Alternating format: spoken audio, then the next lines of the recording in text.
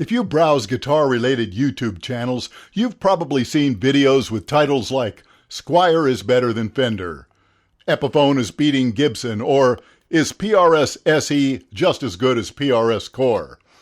Is there any truth to these claims, or is it just wishful thinking and clickbait?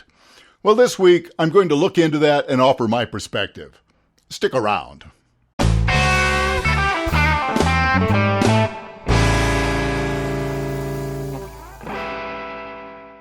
I've owned a fair number of Fenders and Gibsons over the years.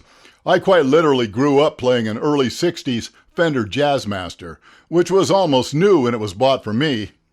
I acquired my first Gibson, a 61 or 62 Les Paul SG, while I was playing full-time in a nightclub house band when I was 19.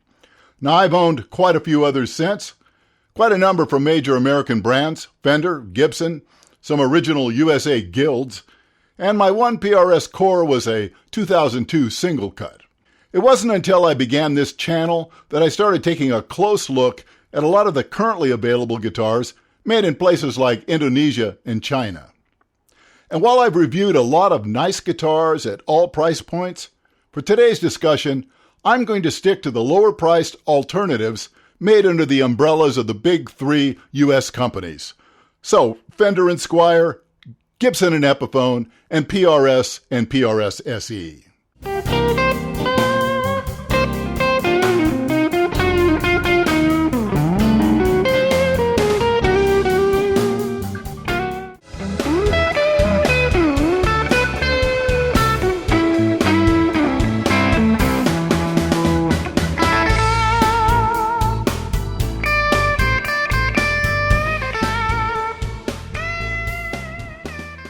So let's take a look at some of these guitars and see just how much actual distance there is between the USA-made versions and those produced in Asia under the Squier, Epiphone, and PRS SE brand names. We'll leave out the legacy romanticism and talk about the straightforward advantages and disadvantages. Well, for starters, we know that a big chunk of the price gap comes down to cheaper labor. So what we need to ask is about the quality of the materials, how the workmanship compares, and most importantly, what it is that really matters.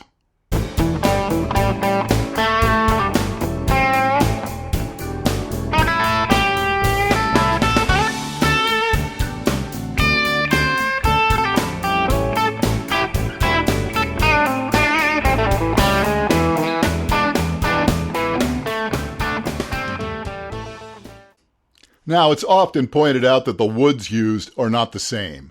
And it's been suggested that the Asian factories may not even be properly drying the wood, which could theoretically lead to big trouble down the line. Now, I've seen no direct evidence whether this is or isn't the case, but I will point out that Epiphone, as an example, have been making guitars in China since 1997, and plenty of those guitars are still in use, and I haven't heard about a lot of catastrophic failures.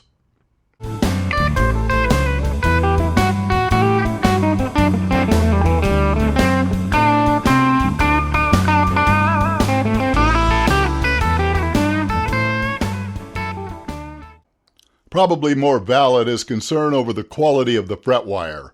But even that's pretty hard to get a solid read on, since different players wear out even the highest quality fret wire at different rates. For instance, I'm relatively easy on fret wire, despite playing fairly hard and bending like crazy. And I also rarely break strings.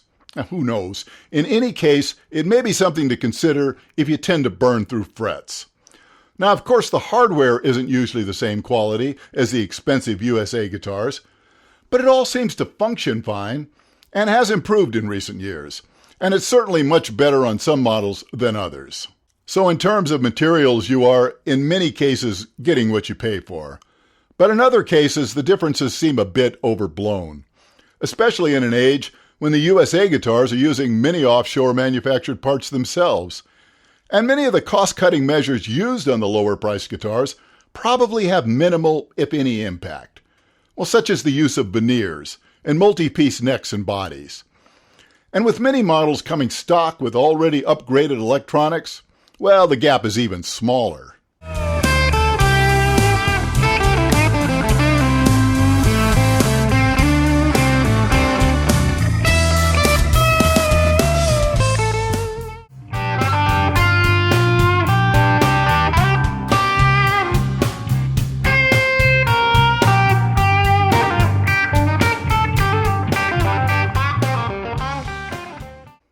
But in the end, it's really about playability and sound, isn't it? And it's not always so clear-cut here either.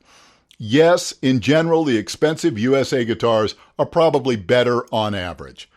But some of the more affordable guitars can come amazingly close or even outright match the pricey ones. PRS in particular does a great job with their SE series. As I said, I've owned a core model and currently own an S2, and while the SEs I've reviewed have not been uniformly great, and there is something about my S2 that just feels a little more solid, the SEs have all been very nicely playable, with some examples coming scary close to the USA models in this regard.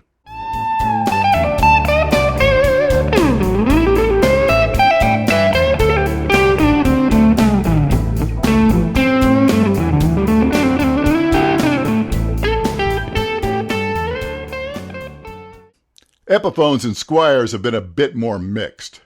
Now, some of the recent top-of-the-line Epiphones have played as well as the average production Gibson. And again, those models that have upgraded electronics get pretty close in sound as well.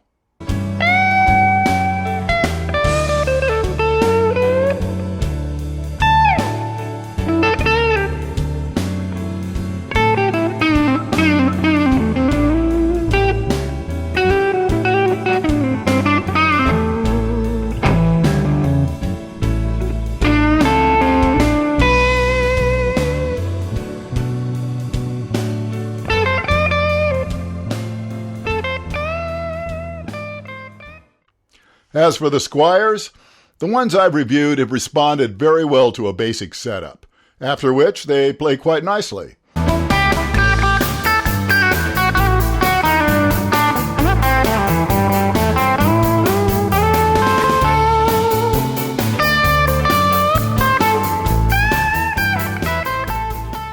So back to the original question. Are these lower-priced alternatives as good as their high-priced, USA-made counterparts? Well, depending on how you're defining good, in general I'd say no, not usually quite all the way there on average. But the gap has been steadily closing, and for all practical purposes, some of the better examples are plenty close enough, which is why you see so many of these guitars in the hands of working musicians. And that's the thing. Any correctly built guitar, which is almost all of them these days, can be made to play beautifully. Now, spending a couple hundred or more to get an inexpensive guitar ready for prime time won't be for everyone. But for working musicians, it can make more sense than risking loss or damage to a $3,000 or $4,000 guitar.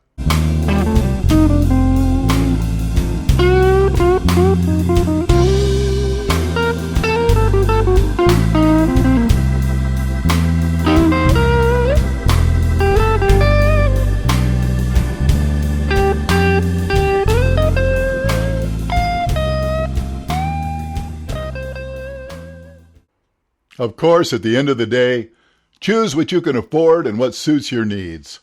But these days, there's certainly no need to spend a fortune to own a solid, gig-worthy instrument.